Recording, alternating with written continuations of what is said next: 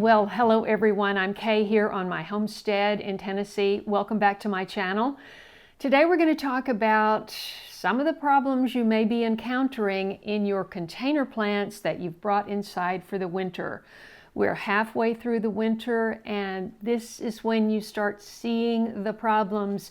You think in late November and December, oh, everything looks so good inside. You know, they didn't drop all their leaves and everything looks pretty good. And then in January you go, what happened? What happened? Well, grab a pencil and a piece of paper and a cup of your favorite drink, and let's get started. Let's talk about citrus first, okay?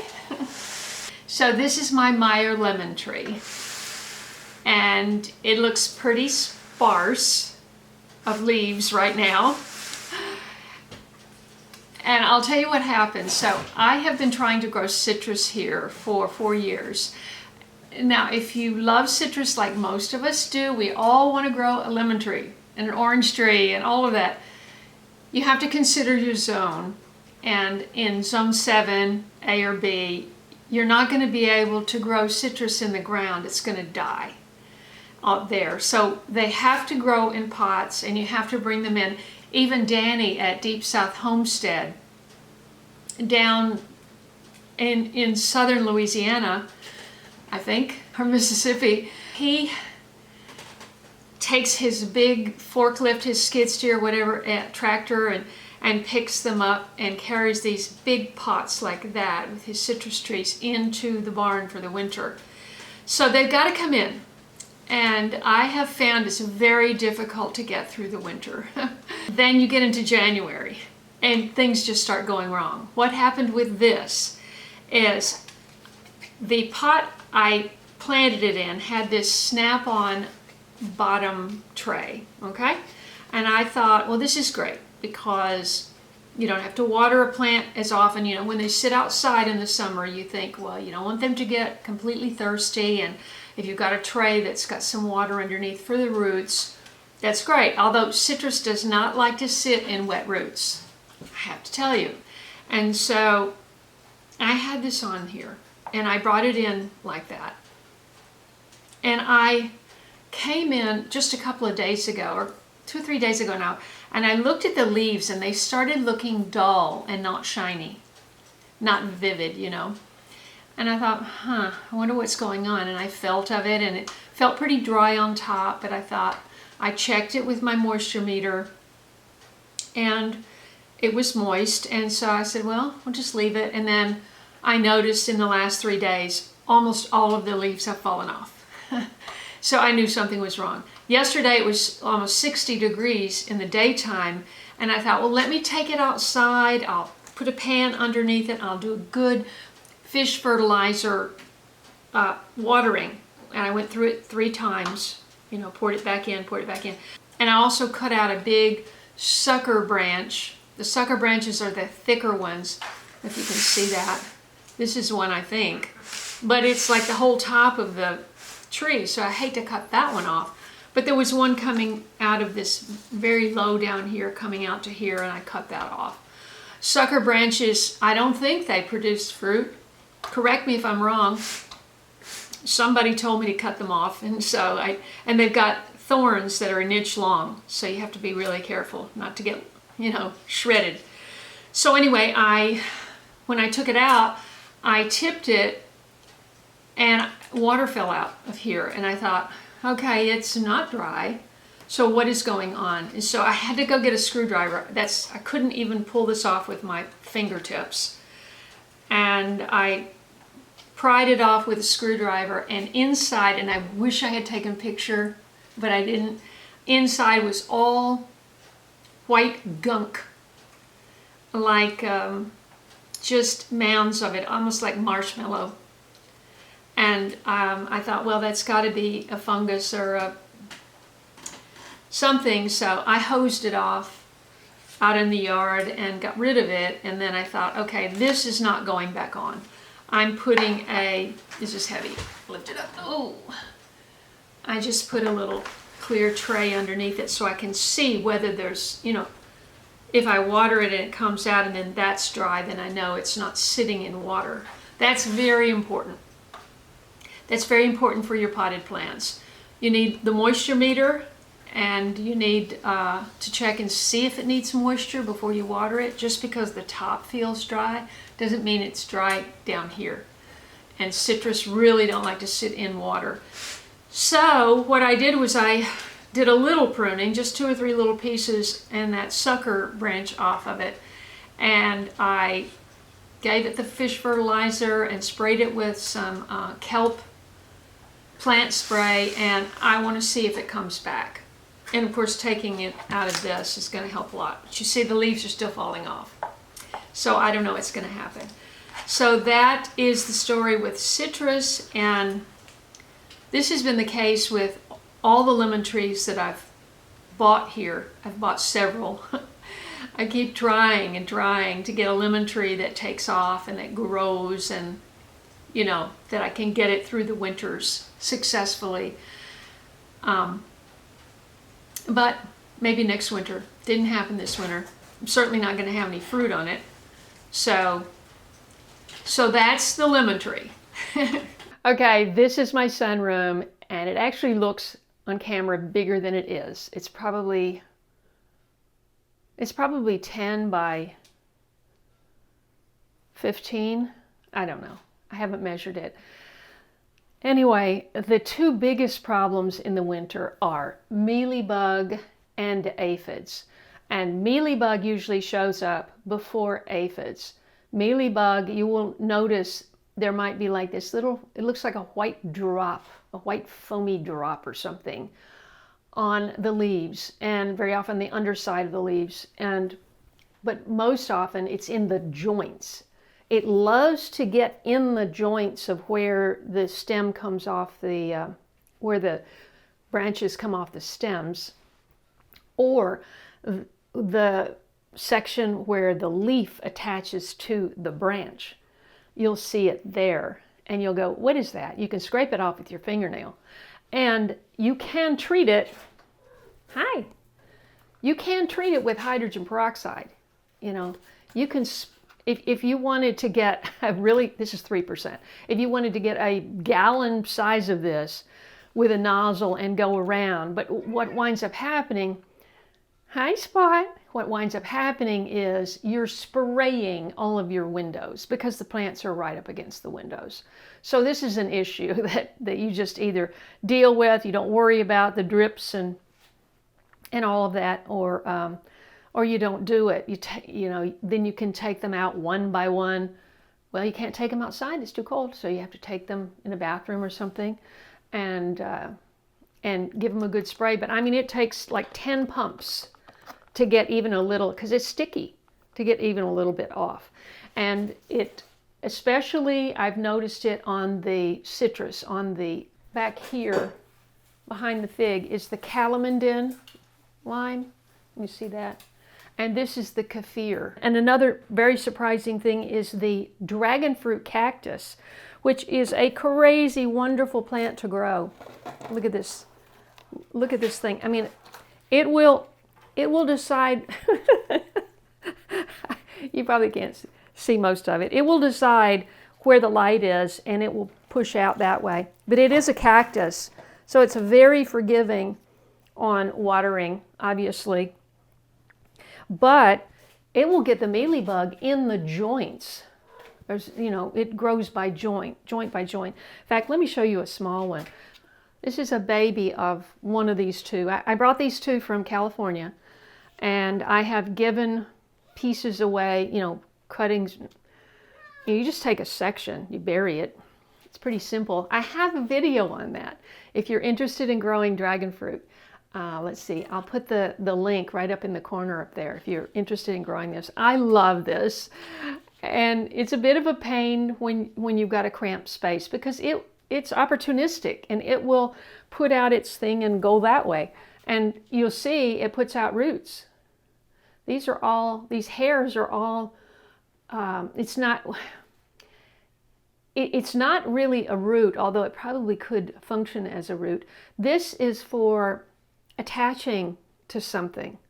So that, because I had one in California that grew up my pine tree, and it was a good 15 to 20 feet up there. I mean, there was no way you could get to it.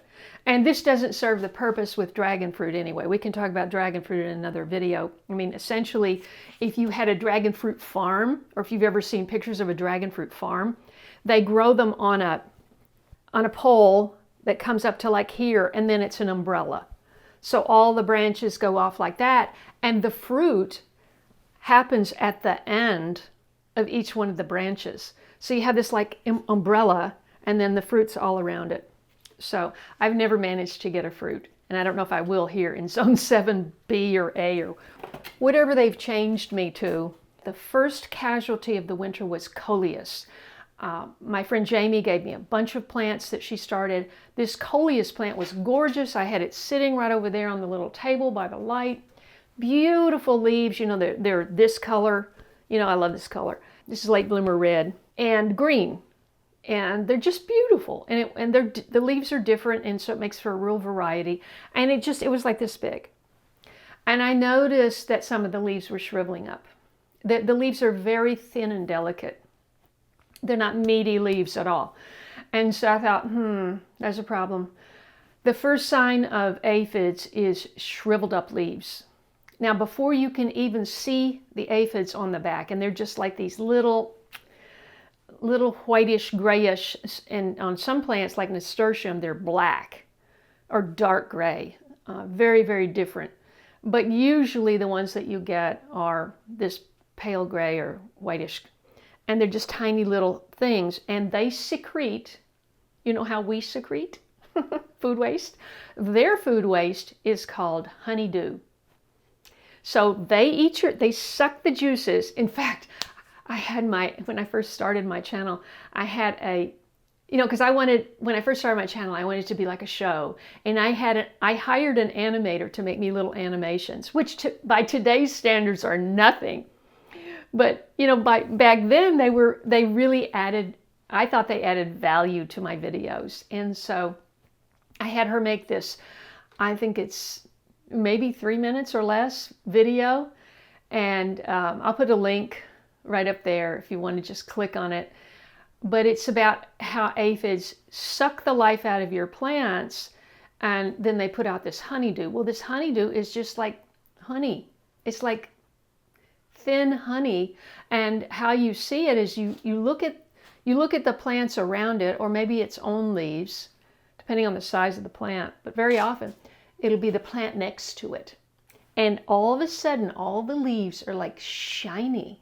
And you're going, oh, so shinier than normal. I don't have a picture of it. You know, sometimes when you have things go wrong, you just want to get rid of them. That's what I did. So the coleus, I segregated it, first of all. I put it in the bathroom where there's only a peace lily in the window. And I thought, okay, let's just see. I'm going to give it a good watering. Let's just see. With water, the leaves continued to shrivel up and drop off. So you know that even before you see the bugs, it's covered with their nymphs. It just looks like white dust. So I just went ahead and threw that one out. Meanwhile, I went into the garage where I'm keeping another set of my outdoor plants. The pineapple sage, which was so beautiful. If you remember my videos from last year, I had it out by the table, and it had beautiful big branches at the end with these coral bell blooms. Oh, so gorgeous. And it was kind of tucked in there, and I thought, you know, I couldn't really see it that well. That's another thing, be observant. Be observant. And I looked in there and I went, oh, the leaves are all slick. And I'm just going, there's no way. That thing has so many branches, there's no way. I pulled that out. I did a harsh pruning in the bathtub in my bathroom, gave it a good watering with the fish fertilizer, cut it all the way back, and it is coming back. And of course you want to dispose of all those branches. Don't put them in your compost. And then aphids got my pepper. my orange Thai pepper. There was one plant that was fantastic. I put it in a pot. The pot was like a 5 or 7 gallon nursery pot on a caster, roll around, and then I had it with netting around it so the cats couldn't dig in. It was everything was great. And then I looked over there the other day, and I had just watered it a couple of days ago when it was really warm. I opened the garage door and watered all the plants, so I knew it wasn't dry. And I look over there and I see some of the leaves shriveled up, and I'm going, oh no. Aphids love peppers. Well, they love they love roselle, they love hibiscus, they love peppers, they love tomatoes. I'm not sure if there's anything they don't love. I'd have to think about that. Anyway, I did the same basic thing with that. I took the pot outside because it was warm enough. I took the knife and chopped off I took off the top 2 inches of soil out of the soil block, took off all the soil around it, put in fresh soil underneath, put it back in. So all the soil, none of the soil is contaminated with the larvae, the nymphs of the aphids. And then I cut off, actually I did this first. I pruned it first and then did that. So I left no leaves on it. I cut off all the branches. So I saved some of the branches, most of the branches. I brought them inside. I put them in a pot with soapy, natural dish soap. Not Dawn, but Dawn would have killed them, but I didn't use that. And I didn't even rinse them off, and then I put them in a vase of water. Okay, the very next day I noticed 2 of them are completely shriveled up. So I X'd those out, and the jury is out as to whether I'm going to be able to root those. I don't even know if I've ever successfully rooted a pepper. I don't remember doing that. Propagated it by rooting it. I don't know. So we've got the aphids. The first symptom is the crinkled leaves. You'll see a leaf that looks normal and then a leaf that looks super shiny. And you'll go, oh, look up right up underneath that of another plant that's hanging over. And those mealybugs are going to be coming from up there somewhere. And so, like I said, you can treat with a hydrogen peroxide. There's also a product, it's OMRI certified for, it's a systemic. You can put the granules on your plants, but it says right on the label, not for edible plants. So it's really hard to find something that really takes care of it. And I have done I've done several videos on taking my plants outside and hosing them off and washing them with soapy water and all of that. And it's just really hard to get every last little bit off. So you want to be sure, you kind of want to be sure you don't get it to start with. But that's impossible too. You open the door, these things come in. You don't even see the aphid fly. The majority of aphids don't fly. So if you hose off your plants, the aphids fall on the ground and that's it. They can't get back on the plant. But there are flying aphids, and also there are nymphs and eggs in the soil, from when you've had them outside. So that's the challenge of having plants outside that you bring inside. And it's recommended if it's a young plant or if it's something that you've dug up from the garden, you put it in a small pot, you rinse off, you make it bare root, you rinse off all the soil, make it bare root, spray the leaves, prune it, spray what's left, and then repot it and then bring that in. You've got a better chance of survival if you do that. So let's go see the branches back in the living room. Okay, so my friend Lou in Idaho, she grows lavender and sells it and knows a lot about it. And so when I was up there, she gave me some dried lavender, which I put in my balms and so forth.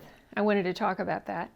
She told me, I said, how should I do these lavender? Because I've had such trouble here. If you recall, I think was it last year or year before last, I tried to grow lavender all the way around I just thought it'd be a great idea because deer don't like it, and I thought it'd be a great idea just to line my whole flower garden with lavender. So I seeded it, and it started out beautifully.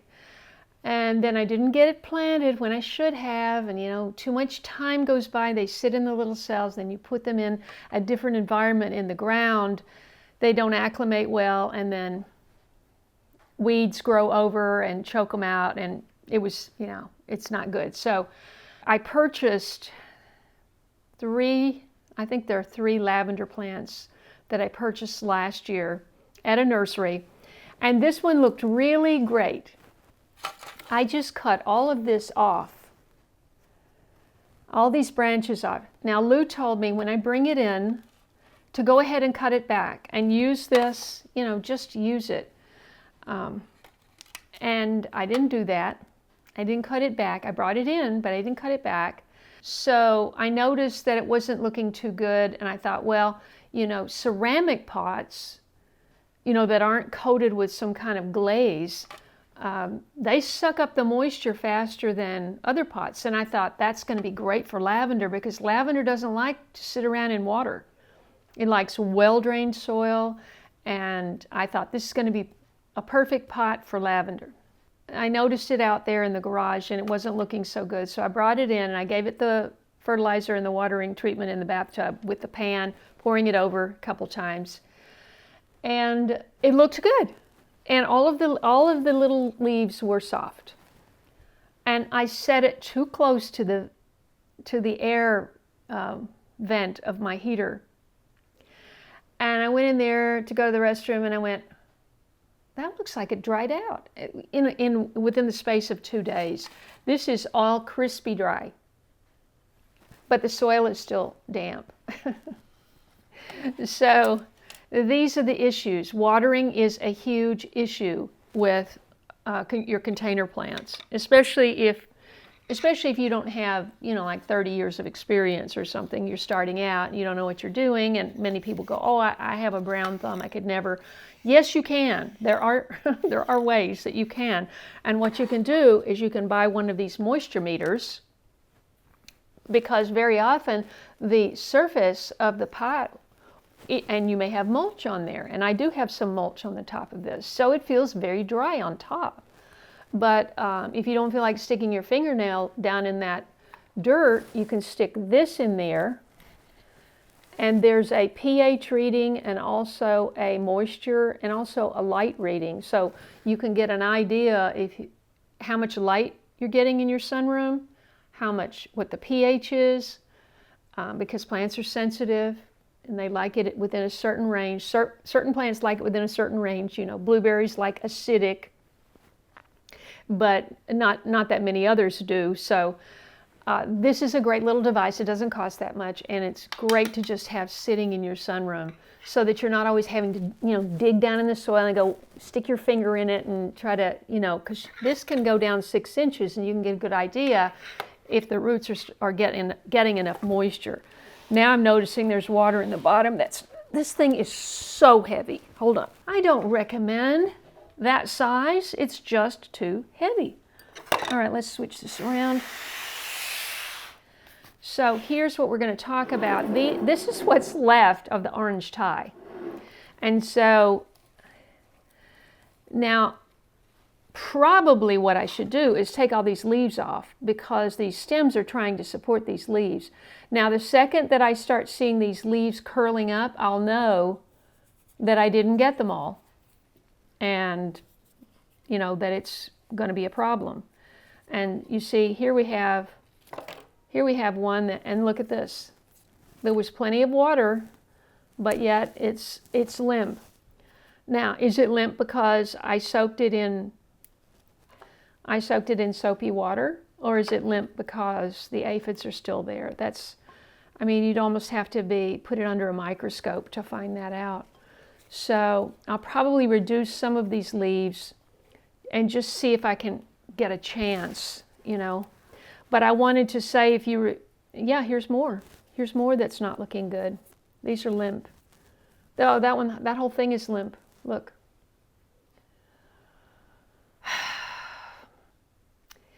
Well, yeah, I'm not too hopeful on this. The good news is I had an amazing group of orange tie plants last year that gave me an abundance of orange tie. And I've got orange tie fermented hot sauce in my refrigerator, and I've got dehydrated orange Thai. I put it in little pieces. And I've got orange Thai whole in the freezer.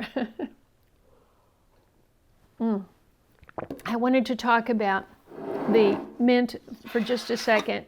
Most people know that mint is, you know, it really expands and it takes over. And I have had so much trouble growing mint because it seems, you put it in a pot, it seems like it's happy for like 2 months. And then it seems like it wants more space. And are you supposed to divide and conquer every, 3 months with mint? I don't know. I mean, most people have too many things to do to be worrying about that. But this looked awful out in the garage. And so I cut it all back. I gave it a haircut and did the fertilized water through treatment 2 or 3 times. And my plan is on one of these warm days, I'm just going to go out and I wish I had a machete. I really do. Renee back in California, he always had a machete. So did Eric. And he could just go, whoosh, whoosh, and it was done, That's back when I was growing sugar cane. Oh my gosh. Do you remember the sugar cane I grew? I got sugar cane from Jack in Phoenix, and I grew it beside my driveway. And I wish I could grow sugar cane here. Oh boy. So anyway, that's what I'm going to plan to do, is just get 4 of these pots and literally quarter this thing straight down with the roots and just put 1 and then dirt around it and let it fill back up. And maybe I can get some mint. But I mean, I have little, just little tiny pieces of mint that smell absolutely wonderful. Here's the pineapple sage that I've already told you about. So all these fresh leaves have been since I cut it back. So I'm hopeful. Now I haven't noticed that this plant is edible, and I grew the most amazing sage plant. Well, let's see. I mean, most herbs are annuals, right? Some are perennials, but I believe the sage does not come back. And I dug up a sage plant in 23, put it in a pot, brought it inside for the winter, and it was fabulous last year. I cut it back, I used a lot of sage, I dried some of the sage, and the plant just didn't make it. I don't even remember now what happened, but it didn't come in for the winter. That sage was edible and it was wonderful. This sage, like, I hate to take a leaf because they're just brand new, but it just doesn't, I mean, it's fragrant and it's got beautiful flowers.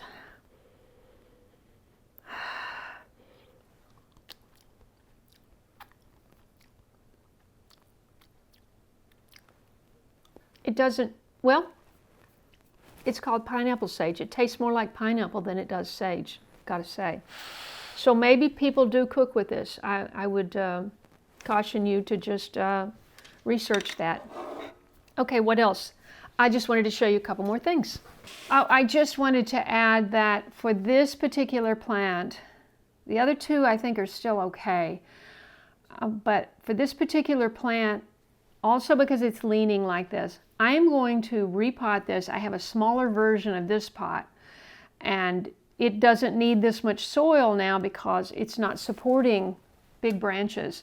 So I'm going to pot it down and hope that it revives and that the roots make it come back.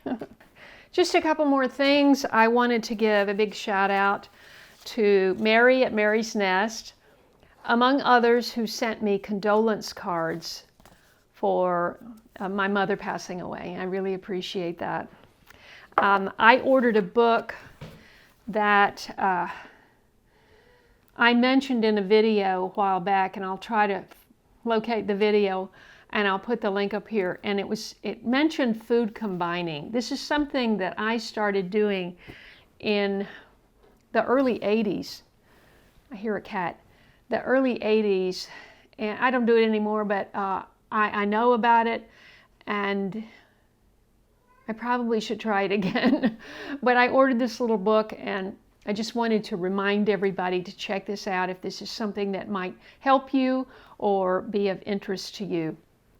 Food combining, the basic rules are fruit alone, melon alone, and fruit before food for a minimum of 20 minutes. So you know how in some countries they have fruit for dessert? Well, all you're doing is putting that fruit on top of a heavy meal. And fruit digests in the stomach, and all the rest of it digests in your intestines. And so the fruit winds up putrefying essentially on top of that other food before it gets down through your system.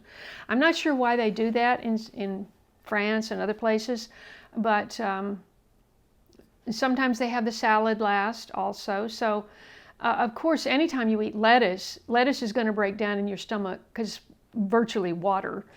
It's going to break down in your stomach much faster than a steak or a baked potato. So if you think about it, you want all of your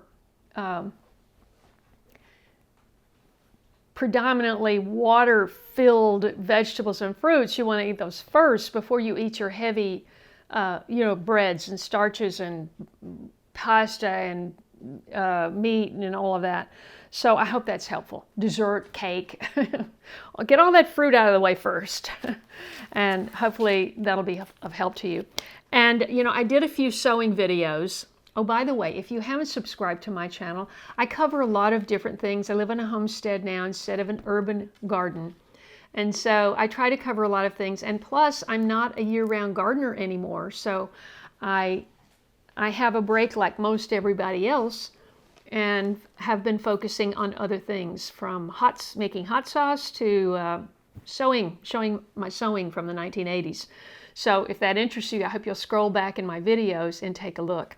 At any rate, at the time I was doing the videos, the sewing related videos, I bought this book. I was told about this book and I purchased it, and it just looks fabulous. And we'll take a look at this when and if I do my next sewing video. When you don't have the algorithm on YouTube, I don't have an algorithm for sewing, so they don't share my sewing videos or a lot of the other stuff that I talk about. So it's harder to get eyeballs on this. But this looks like such a great book, and it's called Home Sewn, and it's all kinds of crafts, I don't know the author or anything. I'm not promoting it other than the fact that it looks like a fabulous book with all kinds of projects and banners, just all kinds of things, a butcher's apron, all kinds of things that you can make. So you might want to just look at that. It's called Home Sewn. Check that out. And also, you want to keep, in these winter months when your hands are so dry, I keep one of these jars. I put rose, what did I put? Roses, was it essential oil or essence or something? I just got a whiff of rose. There's just nothing better than rose. I did purchase the rose because I don't grow roses, although I'm told I'm going to be getting one as a gift, so we'll see. Deer, that's like deer, the favorite food of deer, so I don't know how I could possibly grow roses here, but you want to keep your balm handy. I keep one of these where my computer is. I don't have a television, so when I sit down to look at anything, it's on my laptop or on my main computer, and I have one of these. And then also before bed, when you get up, you just want to have these handy. And I have a video that I made about my calendula balm. Oh gosh, I made it in 2017, I think, in my California garden. So I'll put the link right up there, so check that out. So I hope you subscribe if you haven't already. Click the bell for notifications, scroll down and click all so you won't miss an upload. And I look forward to seeing you in the next video. Have a nice weekend, and I'll see you soon.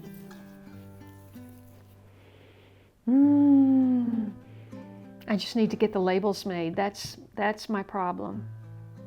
I need to get the labels.